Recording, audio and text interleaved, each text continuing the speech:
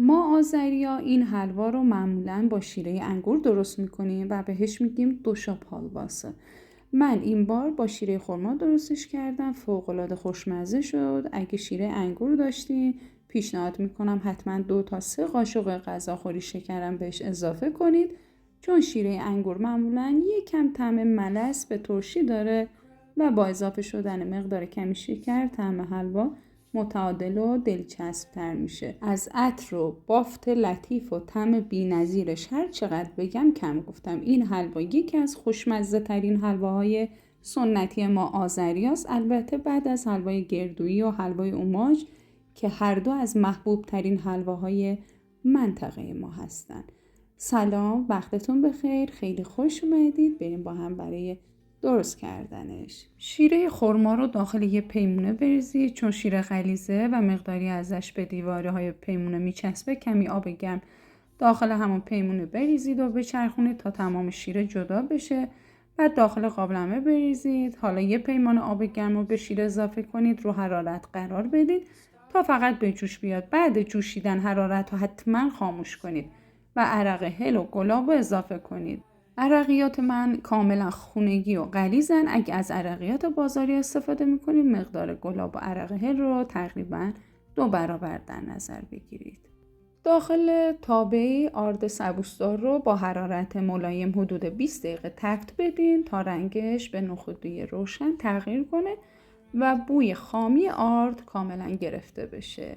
آرد رو الک کنید تا بافت حلوا لطیفتر بشه و دوباره روی حرارت قرار بدید تا آرد کاملا داغ بشه.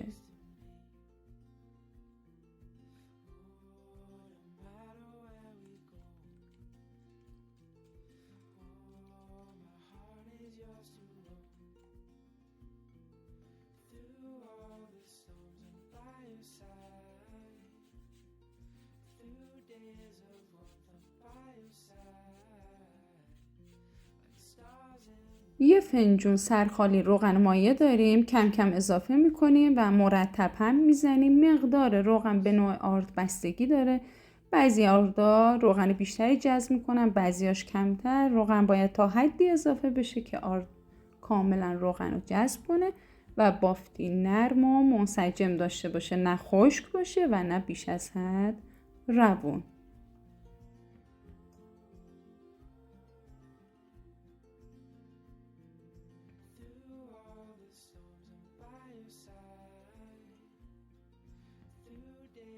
یک قاشق غذاخوری مخلوط کره حیوانی و گیاهی رو اضافه میکنیم و حدود 5 دقیقه دیگه تفت میدیم تا آرد ریز جوش بزنه و عطر کره بلند بشه. ما کره رو فقط به خاطر عطر و طعم حلوا اضافه میکنیم.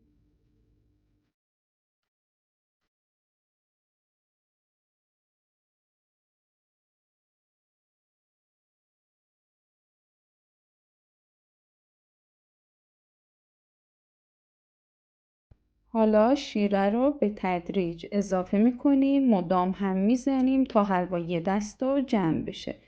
در صورت تمایل یکم پودر زعفرون هم اضافه کنید که البته کاملا اختیاریه. دوستان عزیز، وقتی که شیره رو اضافه میکنید حتما حرارت ملایم باشه. خب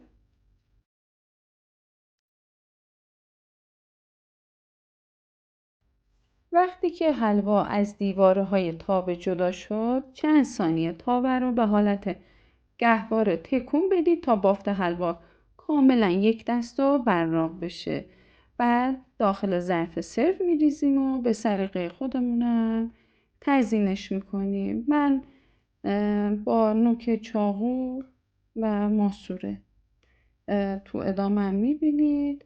دیگه همین بود ویدیو امروزمون. ایشالله که خوشتون اومده باشه و دوست داشته باشید. چند تا نکته مهم من بگم بهتون. حرارت ملایم راز خوش رنگ شدن تمام حلوا هاست. حرارت زیاد باعث تیره شدن و تلخی آرد میشه. شیره خرماها از نظر غلظت و شیرینی با هم فرق دارن. اگه شیره شما خیلی غلیظه مثل من بهش حتما آب اضافه کنید، اونم آب گرم. خب اضافه کردن روغن یه باره انجام ندید. کم کم اضافه کنید تا بافت حلوا کاملا تحت کنترل باشه. بعد از اضافه شدن شیره حلوا خیلی سریع خودشو میگیره.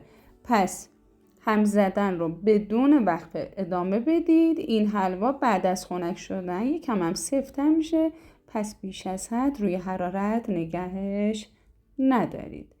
ممنونم از شما که تا انتهای ویدیو با من همراه بودین. اگه دوست داشتین ویدیو رو لایک کنید، کانال رو دنبال کنید، زنگوله اطلاع رسانی فعال کنید تا از ویدیوهای جدید من مطلع بشید. خوشحال میشم کانال منو از پلتفرم‌های آپارات و یوتیوب دنبال کنید و داخل کانال بله منم اگه دوست داشتین همراه هم باشید.